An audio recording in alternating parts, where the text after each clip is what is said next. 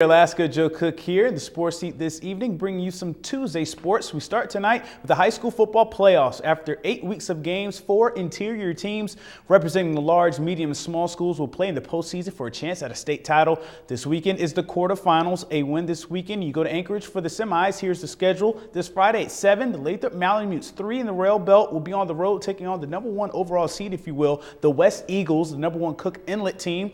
Also on Friday, in the early game at 4:30, Eielson will be at Nikiski for a rematch in the first round. Nikiski beat Eielson 35-20 back on September 28th. But can the Ravens get their own revenge? The Bulldogs were motivated to win the first matchup this year since they lost to the Ravens in the state finals last year. Now it's Eielson's chance for payback. On Saturday, North Pole, in their first year in the Southeastern Conference medium school level, they earned a 2 seed and will host Ketchikan this Saturday at 6 o'clock on Patriot Pride Field. This should be a winnable game. North Pole beat Ketchikan 61-6 back on September 4th. And for the early game on Saturday, the Monroe Rams, with just 13 players, beat Nikiski last week with a 37-27 win.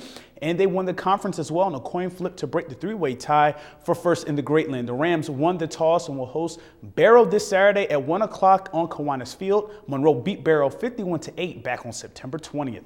And here are the other state playoff matchups. The only other playoff game Friday night is when Diamond, the 5th CIC team, goes to Colony to face the Rail Belt champions, the Knights, for a 7 p.m. kickoff. Saturday is when it goes down for the medium school. So start the date at noon. Houston, the 4th SEC team, will go to Soldotna. The Stars are the only undefeated team in the state at 8-0, and they are the Northern Lights champs. At 3:30, Kenai hosts Kodiak. In a Northern Lights 2 versus 3 matchup, Juneau Douglas, who won the SEC, has a bye in the first round.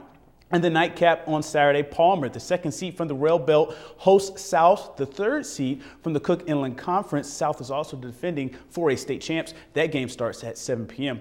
And now here is the final ASBN poll for the 2013 football season. For the large schools, West finished at number 1 with a 6-2 record. Service is at number 2 with a notable 1-point victory over South this year, 37-36. The Colony Knights ended up 3rd despite losing its first 3 games of the year. Palmer got 6 wins in his 4th. South, the defending champs, end at the 5th spot. For the medium and small schools, So High at 8-0 is number 1. Juneau, the SEC champs, are 2nd with a 7-1 record. Their only loss was to a team from Washington State. The Greatland champion Monroe Rams finished at number 4. They saw their first ranking next to the last week in the regular season. And Kodiak and Kenai would finish tied for 5th in the final poll. And today we continue our Nanack Corner series. The Nanack volleyball team is hoping that Saturday's win over Western Oregon can be the catalyst to turn the season around. The Nanacks have won just 3 games this year, but 2 of those wins were at home and against conference opponents. The team's lone senior and a newcomer who were influential in the last win